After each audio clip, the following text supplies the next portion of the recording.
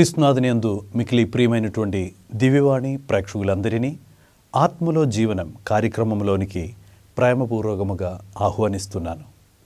ఈరోజు ఆత్మలో జీవన కార్యక్రమం ద్వారా దేవుడు మనకు తెలియచేయాలని ఇష్టపడుతున్నటువంటి ఆధ్యాత్మికమైన విషయములను ధ్యానించుటకు, స్వీకరించుటకు ప్రార్థనాపూర్వకముగా సిద్ధపడతాం.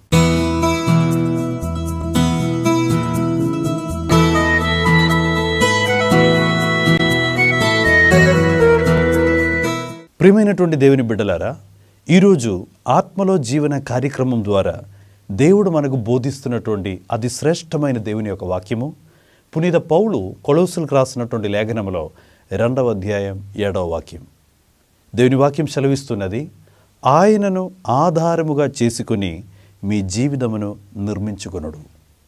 ఆయనను ఆధారము చేసుకొని మీ జీవితమును నిర్మించుకొనుడు. బైబిల్లో పునీత పౌలు రోమిలకు రాసినటువంటి లేఖనంలో 11వ అధ్యాయం 18వ వాక్యంలో పౌలు ఈ విధముగా చెప్తూ ఉంటారు. యేసు ప్రభుని ఒక వేరుతో పోలిస్తూ ఆయన చెప్తూ ఉంటారు, ఆ వేరు మీకు ఆధారమని మరచిపోవద్దు. పౌలు ఆ రోమిలకు ఆ ఉత్తరము రాస్తున్న సమయంలో వాళ్ళను హెచ్చరిస్తూ నేర్పిస్తున్నటువంటి ఒక విషయం ఏమనగా, మిమ్మలను నిలబెట్టేదే క్రీస్తు అని వేరు మీద, ఆ వేరే మీకు ఆధారం. క్రీస్తు అనేటువంటి వేరు మీకు ఆధారం. మిమ్మల్ని నిలబెట్టేదే, మిమ్మల్ని పోషించేదే, మిమ్మల్ని ఆపత్ కాలంలో కూడా పడిపోకుండా మిమ్మల్ని కాపాడేది కూడా ఆ వేరు. ఆ వేరుని మీరు ఎప్పుడు కూడా ఆ వేరుకి దూరంగా ఉండవద్దు. ఆ వేరుని తృణీకరించవద్దు. ఆ వేరుని తిరస్కరించవద్దు. ఎందుకంటే ఆ వేరు లేకపోతే మీరు వాడిపోతారనేటువంటి ఆ గొప్ప బోధన ఆ పౌలు రోమిలకు రాసినటువంటి లేఖనంలో రాస్తున్నాడు. అదేవిధంగా ఈరోజు ఈ యొక్క ఆత్మలో జీవన కార్యక్రమంలో ఈ యొక్క వాక్యాన్ని మనం ధ్యానిస్తుండగా దేవుని వాక్యం మనలో హెచ్చరిస్తున్నటువంటి విషయం ఏమిటంటే, నువ్వు విశ్వసించిన దేవుడే నీకు వేరు. ఒక చెట్టుకి వేరు ఎంత ప్రాముఖ్యముగా ఉంటుందో అనేది మన అందరికీ కూడా తెలిసినదే. ఆ చెట్టుని నిలబెట్టేదే, ఆ చెట్టుకు అవసరమైనటువంటి పోషణ ఇచ్చేదే, ఆ చెట్టుని పడిపోకుండా కాపాడేదే బలమైనటువంటి దృఢమైనటువంటి వేర్లు కలిగినటువంటి చెట్లు. ఎంత పెద్ద తుఫాను వచ్చినా, ఎంత పెద్ద ప్రమాదాలు వచ్చినా కూడా వేర్లు బలంగా ఉంటే ఆ చెట్టు అన్నిటినీ కూడా, తుఫాన్ని, ఆ వరదలను కూడా అధిగమించి అన్నిటినీ కూడా అధిగమించి నిలబడే శక్తి కొన్ని చెట్లు మనం చూస్తూ ఉంటాం. దేవుని యొక్క వాక్యం ఈరోజు మనకు నేర్పిస్తున్నది, మన జీవితంలో కూడా మన వేరు అది క్రీస్తు ప్రభువే. మనం విశ్వసించిన దేవుడే మనకు వేరు. ఆ వేరు మీద ఆధారపడాలి. ఆ వేరు ప్రసాదించు పోషణ మనం తీసుకోవాలి. ఆ వేరుని తిరస్కరించవద్దు. మన మనసులో ఉండవలసిన ఒక ఆలోచన ఏంటంటే, ఈ వేరు లేకపోతే నేను పడిపోతాను, ఈ వేరు లేకపోతే నేను వాడిపోతాను, ఈ వేరు లేకపోతే మరి ఫలభరితమైన ఒక జీవితం జీవించుటకు నాకు అసాధ్యమే అనేటువంటి ఒక తలంపుతో మన క్రైస్తవ విశ్వాస జీవితం మనం జీవించాలని దేవుని వాక్యం ఈరోజు హెచ్చరిస్తున్నది. బైబిల్లో మనం చూసినట్లయితే ఐసయా గ్రంథం 27వ అధ్యాయం 6వ వాక్యం. ఆనాడు ఇశ్రాయేలు ప్రజలందరూ కూడా ఇశ్రాయేలు దేవుణ్ణి తిరస్కరించారు. ఇశ్రాయేలు ప్రజలకు వేరు యెహోవా. యెహోవా వేరుగా ఉండి ఆ వేరు మీద నిలబడాలి. ఆ వేరుని మీరు తిరస్కరిస్తే, ఆ వేరుని మీరు తృణీకరిస్తే మీరు వాడిపోతారు, మీరు చాలా రకాలైనటువంటి ప్రమాదాలకు గురి అవుతారని దేవుడు ఒక హెచ్చరిగా వాళ్ళకు నేర్పించినా కూడా ఆ బోధలన్నింటినీ కూడా పట్టించుకోకుండా వాళ్ళు దేవుణ్ణి తిరస్కరించారు. వేరుని వాళ్ళ జీవితం నుండి దూరం చేశారు. దేవుణ్ణి ఆరాధించేదానికి బదులుగా వాళ్ళు విగ్రహములను ఆరాధించడం మొదలుపెట్టారు. దేవుడిచ్చిన ఆజ్ఞలను పాటించటం దానికంటే బదులుగా మరి అన్యులు చేసే సంప్రదాయాలు, ఆచారాలు వెనక తిరిగి వాళ్ళు దేవుడు ఇచ్చిన ఆజ్ఞలను మర్చిపోయారు. ఆ వేరుని వాళ్ళు తిరస్కరించారు. ఆ వేరుని వాళ్ళు తృణీకరించారు. చివరిగా దేవుడు వాళ్ళని ఆ వేరు నుండి ఆ దేవుడు దూరం అయిపోయినారు. ఆ వేరు నుండి అప్పటి వరకు కూడా వాళ్ళు పొందినటువంటి ఆ భద్రత, అప్పటి వరకు వాళ్ళు పొందినటువంటి ఆ పోషణ, అప్పటి వరకు కూడా వాళ్ళు పొందినటువంటి మేలులు అంతా కూడా వాళ్ళకు దూరం అయిపోయినది. ఆ వేరుని తిరస్కరించారు. దానికి తగినటువంటి ఆ ఫలము వాళ్ళు చూశారు. అత్యంత దీన పరిస్థితిలో, అత్యంత భయంకరమైనటువంటి క్లిష్ట పరిస్థితిలో వాళ్ళు పడిపోయారు. ఆ పడిపోయిన రోజుల్లో దేవుడు ప్రవక్తను పంపించి వాళ్ళని నేర్పిస్తున్నారు. ఎందుకు ఇశ్రాయేలు పడిపోయారు, ఎందుకు ఇటువంటి చాలా భయంకరమైన దుఃఖపూరితమైన కార్యాలు నీ జీవితంలో జరిగింది, దానికి కారణముగా దేవుడు ప్రవక్త ద్వారా నేర్పించినటువంటి విషయం ఏమిటంటే, వేరుని మీరు పట్టించుకోలేదు. వేరైనటువంటి ఆ దేవుని మీద జీవితం నిర్మించాలని, ఆ వేరుని ఆధారం చేసుకొని జీవించాలని జ్ఞానం లేకుండా, మీరు వేరు లేకుండా బ్రతకగలము అనేటువంటి మూఢ నమ్మకాలతో, అటువంటి కొన్ని ఆలోచనతో మీరు జీవించడం ప్రారంభించడం వలననే మీకు జరిగినటువంటి ఓటమి, అందువలననే మీరు ఇటువంటి భయంకరమైన దీన స్థితిలో భయంకరమైనటువంటి అపజయాలకు కూడా జీవితము గురి అవటానికి కారణము మీరు వేరుని పట్టించుకోలేదు. కానీ ప్రవక్త ద్వారా 27వ అధ్యాయం 6వ వాక్యంలో దేవుడు వాళ్లకు ఒక ప్రణాళిక, దేవుడు వాళ్లకు ఒక వాగ్దానం ఇస్తున్నారు. ఇదిగో రాబోయే రోజుల్లో మరి ఒక ఛాన్స్ నేను మీకు ఇవ్వబోతున్నారు. రాబోయే రోజుల్లో దేవుడు చెప్తున్నారు, రాబోయే దినములలో ఇశ్రాయేలు వేరునును. రాబోయే రోజుల్లో ఇదిగో మరలా నా దగ్గరికి మీరు వస్తారు. మరలా ఆ వేరు మీద ఆధారపడి మీ జీవితాలను మీరు నిర్మించుకుంటారు. ఆ రోజుల్లో దేవుడు చెప్తున్నారు, యాకోబు వంశము చిగురింప చేయబోతున్నాను నేను. ఒక చెట్టు మరలా చేయబడాలంటే దానికి ఆ వేరు నుండి వచ్చే పోషణ, ఆ వేరు నుండి వచ్చే నీళ్లు, పోషణ ఎంతో అవసరము. దేవుడు అటువంటి ఒక వాగ్దానం వాళ్ళకు ఇచ్చేయన్నారు. దేవుడు రాబోయే రోజుల్లో మొదట్లో ఏ విధముగా నేను మిమ్మల్ని పోషించారు, ఏ విధముగా నేను మిమ్మల్ని నడిపించాను, ఏ విధముగా మిమ్మల్ని నిలబెట్టానో ఆ విధముగా మరలా నా ప్రజలను నిలబెట్టాలని, పోషించాలని, నడిపించాలని ఆశతో ఉన్నానని దేవుడు ప్రవక్త ద్వారా దేవుడు తెలియచేయటం జరిగింది. ప్రియమైనటువంటి సహోదరి సహోదరులారా, అదే విధముగా మనం చూసినట్లయితే యోబు గ్రంథములో 14వ అధ్యాయం 7వ వాక్యం, యోబు గ్రంథములో 14వ అధ్యాయం 7వ వాక్యములో యోబు కూడా అతని జీవితం ఒక చెట్టుతో పోల్చుకొని ఈ విధముగా బైబిల్ భాగము నుండి ఈ విధముగా ఒక ఆధ్యాత్మికమైన సందేశాన్ని మనం స్వీకరించవచ్చు. దేవుడు చెప్తున్నాడు, నరికి వేయబడిన చెట్లు మరలా చిగురించును. అది దేవుని యొక్క వాగ్దానం. నరికి వేయబడిన చెట్లు, ఒకవేళ రోడ్డు పక్కన కానీ ఆ పొలంలో కూడా చాలా చెట్లు, కొన్ని పెద్ద వరదలు వానలు వచ్చిన తర్వాత చాలా చెట్లను కూడా నరికి వేసి దూరంగా పెడుతుంటారు. దేవుడు అటువంటి ఒక ఉపమానమును తీసుకొని దేవుడు యోబు జీవితాన్ని కూడా దానితో పోల్చుకొని చెప్తున్నారు, నరికి వేయబడిన చెట్లు వలె కొందరు ఉంటారు. నరికి వేయబడిన చెట్లు, ఆ నరికి వేయబడిన చెట్లు ఉన్నటువంటి ప్రాముఖ్యమైనటువంటి ఒక ప్రాబ్లం ఏమిటంటే, ఆ నరికి వేయబడిన చెట్టుకి వేరికి ఏమాత్రం సంబంధం ఉండదు, వేరులకు ఏమాత్రం సంబంధం ఉండదు. కానీ దేవుని వాక్యం సెలవిస్తున్నది, నరికి వేయబడిన చెట్టు వలె ఉన్నటువంటి యోబు జీవితం, అతడు ఆ పడిపోయినప్పటికీ కూడా ఆ వేరుని అతడు ఆధారం చేసుకొని, అనారోగ్య రోజుల్లో ఉన్నప్పుడు, కుష్ఠవ్యాధి వచ్చినప్పుడు, ఆ బూడిదలో కూర్చునేటప్పుడు, పిల్లలు చనిపోయేటప్పుడు, భార్య అతనికి విరుద్ధముగా మాట్లాడినప్పుడు, జీవితంలో పొందుకునేటువంటి ఒక్కొక్క సౌభాగ్యం కూడా జీవితం నుండి దూరమయ్యే సమయంలో కూడా యోబు చేయలేనిటువంటి ఒక పని ఏంటంటే, ఆ వేరునికి ఎప్పుడు కూడా దూరంగా ఉండను అనేటువంటి నిర్ణయంతో ఎల్లప్పుడూ కూడా దేవుడు అనేటువంటి ఆ వేరు మీద ఆనుకొని, దేవుడు అనేటువంటి ఆ వేరుని ఆశ్రయించుకొని అతడు ఆ బూడిదలో కూర్చున్నాడు. ఆ వేరు నుండి ఆ యోబు తన్ను తాను దూరం చేయాలని ఎప్పుడు కూడా ప్రయత్నించలేదు. ఆ వేరుతో కలిసి ఉన్నాడు. అయితే ఆ వేరుతో కలిసి ఉన్నాడు యోబు కనుక అతని ఒకవేళ ఆకులు ఒకవేళ రాయిపోయిన పరిస్థితిలో ఉన్నది, అతని కొమ్ములు అంతా కూడా తెగిపోయిన పరిస్థితిలో ఉన్నది, ఒకవేళ అందరూ చూసేటప్పుడు ఆ చెట్లో ఆకులు లేదు, ఒకవేళ అతని జీవితాన్ని చూస్తున్నప్పుడు ఆ ఒకప్పుడు పచ్చిగా కనిపించేదంతా కూడా ఈ రోజుల్లో చూసినట్లయితే వాడిపోయినట్లుగా అనిపిస్తుంది. ఆ ఇంటి మీద, ఆయన జీవితం మీద, ఆయన కుటుంబం మీద పచ్చిగా ఉన్నటువంటి ఏ పరిస్థితులు కూడా లేదు. ఒకప్పుడు పచ్చిగా అనిపించేది అంతా కూడా ఈ రోజుల్లో అదంతా కూడా వాడిపోయిన పరిస్థితిలో ఉన్నది. యోబు గురించి మాట్లాడే వాళ్ళందరూ కూడా చెప్పేది ఏంటంటే, యోబు అనేటువంటి ఆ చెట్టు అయిపోయింది, ఆ కథ అయిపోయింది, యోబు అనేది నరికివేయబడిన చెట్టుగా మారిపోయిందని అందరూ చెప్పినప్పుడు కూడా అక్కడ జరగలేని ఒక విషయం ఏమిటంటే, యోబు అనేటువంటి ఆ చెట్టు కింద పడ్డాడు, కానీ ఆ వేరుకి మధ్యలో ఉన్నటువంటి సంబంధాన్ని అతడు దూరం చేయలేదు. దేవుడు వాక్యము ద్వారా దేవుడు వాగ్దానము ద్వారా అక్కడ చేసినటువంటి ఒక వాగ్దానం ఏమనగా, ఇదిగో నా భక్తుడు, నా బిడ్డ ఆ వేరికి దూరం అవ్వలేదు, నరికివేయబడిన చెట్లు మరలా చిగురింపు చేయువాడు నేనే.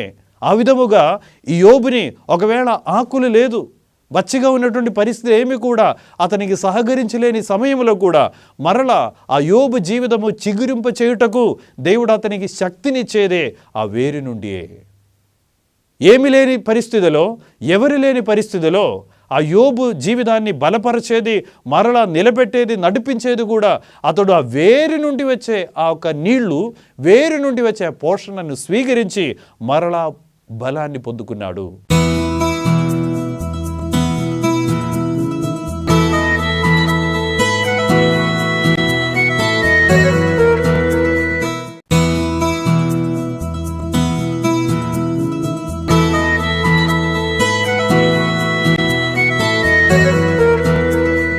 ప్రియమైనటువంటి సహోదరి సహోదరులారా, మనం విశ్వసించే దేవుడు, మనం ఆరాధించే దేవుల్లో ఉన్నటువంటి ఒక ప్రత్యేకత ఏంటంటే, ఆ దేవుడు మనకు కోల్పోయిన దాని అన్నిటినీ కూడా మరలా సమృద్ధిగా దయచేయగలడు. ఏమి లేని పరిస్థితి నుండి కూడా అన్నిటినీ కూడా ఉద్భవింపగలిగే దేవుడు మనం విశ్వసించే ఆరాధించే దేవుడు. కానీ ఒక్క కండిషన్ మాత్రం, ఒక షరతు మాత్రం దేవుడు కోరుకుంటున్నారు. ఏమనగా, నీవు వేరుకు దూరమై నువ్వు జీవించవద్దు. వేరుకు దూరమై నువ్వు జీవించవద్దు. ప్రతి క్షణం నువ్వు ఆ వేరు మీద ఆధారపడాలి. ఈరోజు దేవుని వాక్యం బలముగా మనల్ని బోధిస్తున్నటువంటి విషయం ఏమిటంటే, ఆయనను ఆధారముగా చేసుకుని మీ జీవితమును నిర్మించుకొనుడు. ఈరోజు ప్రభు సన్నిధిలో కూర్చుని ఆత్మపరిశీలన చేయాలి. నేను నా జీవితము ప్రభు అనేటువంటి ఆ వేరు మీద ఆధారపడి నా జీవితాన్ని నేను నిర్మించుకుంటున్నారా? లేకపోతే నా శక్తిని మీద, నా డబ్బు మీద, నాకున్నటువంటి ఆస్తిపాస్తుల మీద, నేను చేస్తున్నటువంటి ఉద్యోగం మీద, ఏదో ఒక దేవుడు కానీ ఏదో ఒక విషయం మీద మరి అది చాలని అనుకొని దాన్ని ఆధారం చేసుకొని బుద్ధిని, యుక్తిని, శక్తిని, తలాంతులను ఆధారం చేసి ఇంటిని, జీవితాన్ని నిర్మించుకుంటున్నారా? దేవుడు ఈరోజు మనకు నేర్పిస్తున్నారు, ఒకవేళ దేవుడు కాక ఇంకొక శక్తి మీద కానీ, వ్యక్తి మీద కానీ, ఒక వ్యవస్థ మీద కానీ మీ జీవితాన్ని నిర్మించుకునేటువంటి పరిస్థితిలో నీవు ఉన్నట్లయితే ఒక ప్రమాదము దేవుడు మనకు ముందుగానే చెప్తున్నారు. మీరు నరికివేయబడిన చెట్టు వలె పడిపోతారేమో. ఈరోజు దేవుడు మనల్ని ఆహ్వానిస్తున్నటువంటి ఒక విషయం ఏమిటంటే, యోబు కింద పడినప్పుడు కూడా వేరుకు మధ్యలో ఉన్నటువంటి సత్సంబంధాన్ని అతడు ఆ విధముగానే కాపాడాడు. నా చేతుల్లో ఏమి లేకపోయినా, నా చుట్టూ ఎవరు లేకపోయినా కూడా ఆ దేవుడిని గట్టిగా పట్టుకునేటువంటి ఒక వ్యక్తి యోబు. ఈరోజు దేవుడు మనల్ని ప్రోత్సహిస్తున్నారు. దేవుణ్ణి వేరుగా అర్థం చేసుకోవాలి. వేరు లేకుండా చెట్టు నిలబడలేదు. వేరు లేకుండా ఒక చెట్టుకి పోషణ ఉండదు. వేరు లేకుండా ఒక చెట్టు త్వరలో నాశనం అయిపోతుంటాయి.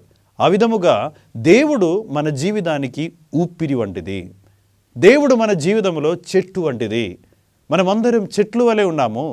దేవుడు మన చెట్లకు ఆధారము, మనకు వేరు మన దేవుడే. ఆ దేవుడిని మీద ఆధారపడాలని ప్రత్యేకంగా ఈరోజు దేవుని యొక్క ఆ వాక్యము మనలను ఎక్కువగా బలముగా పునీత పౌలు మనకు బోధిస్తున్నాడు. వేరే ఏ విషయం మీద కానీ, ఏ వ్యవస్థ మీద కానీ, ఏ శక్తి మీద కానీ, ఏ తలంతుల మీద కానీ ఎవరెవరు ఆధారపడినా, ఎవరెవరు ఆ విషయాల మీద ఆధారం చేసి ఇంటిని, జీవితాన్ని నిర్మించుకుంటున్నా కూడా అదంతా కూడా ఇసుక మీద కట్టిన ఇల్లు వలె కూలిపోతుందని దేవుని వాక్యం ఈరోజు ప్రత్యేకంగా మనకు హెచ్చరిస్తున్నది. కావున ప్రియమైనటువంటి సహోదరి సహోదరులారా, ఆ దేవుణ్ణి ఆధారం చేసి జీవించాలంటే ఏ విధముగా మనం జీవించాలి, దానికోసం మనం ఏమేమి చేయాలి అని బైబిల్లో మనం చూసినట్లయితే బైబిల్ మనకు నేర్పిస్తున్నటువంటి కొన్ని విషయాలు మనం కలిసి ధ్యానించుకుందాం. 1 పేతురు 4వ అధ్యాయం 2వ వాక్యము. 1 పేతురు 4వ అధ్యాయం 2, 3, 4 వాక్యాలు మనం చూసినట్లయితే దేవుణ్ణి ఆధారము చేసి, దేవుణ్ణి ఒక వేరుగా భావించుకొని ఆ వేరు మీద ఆధారపడి జీవించాలని నిర్ణయించుకుంటున్నారా, ఇష్టపడుతున్నారా? మనం చేయవలసినటువంటి కొన్ని విషయాలు దేవుని వాక్యం ఈ విధంగా నేర్పిస్తున్నది. మొట్టమొదటిగా దేవుని వాక్యం మనల్ని నేర్పించేది ఏంటంటే, మీ ఐహిక జీవితములను దేవుని సంకల్పమునకు అనుగుణముగా జీవించాలి. ఈ లోకంలో ఉన్నటువంటి మన జీవితము దేవుని సంకల్పమునకు అనుగుణముగా మనం జీవించాలి. జీవితంలో ఏమి జరిగినా, ఏ పరిస్థితులు మనం ఎదురైనా, అనుకూల పరిస్థితులైనా ప్రతికూల పరిస్థితులైనా కూడా ఆ దేవుని చిత్తానికి అనుగుణమైన ఒక జీవితం జీవించాలంటే నువ్వు దేవుణ్ణి వేరుగా అర్థం చేసుకొని ఆ వేరు మీద ఆధారపడి జీవించినట్లుగా. ఈరోజు మనం ప్రార్థించుకుందాం, దేవా జీవితంలో ఎట్టి పరిస్థితిలో మేముండినా కూడా ప్రభువా నీ చిత్తానికి అనుగుణమైనటువంటి విశ్వాస జీవితం జీవించే జ్ఞానమును శక్తిని మాకు ప్రసాదించమని ఈరోజు మనం ప్రార్థించాలి. రెండవదిగా వాక్యములో మనం చూసినట్లయితే వాక్యం మనకు నేర్పిస్తున్నటువంటి విషయం ఏమిటంటే లౌకిక వ్యామోహములను తొలగించుము. దేవుణ్ణి ఆధారం చేసుకునేటువంటి ఒక క్రైస్తవుని జీవితంలో ఉన్నటువంటి ఒక లక్షణం ఏమిటంటే ఆ వ్యక్తి లౌకిక వ్యామోహములను విడనాడి వాటినన్నిటినీ కూడా జీవితం నుండి తొలగించి ఆ విధమైనటువంటి ఒక జీవితం జీవించే వ్యక్తిగా ఉంటారు. లౌకిక వ్యామోహములను తొలగించి జీవించారు.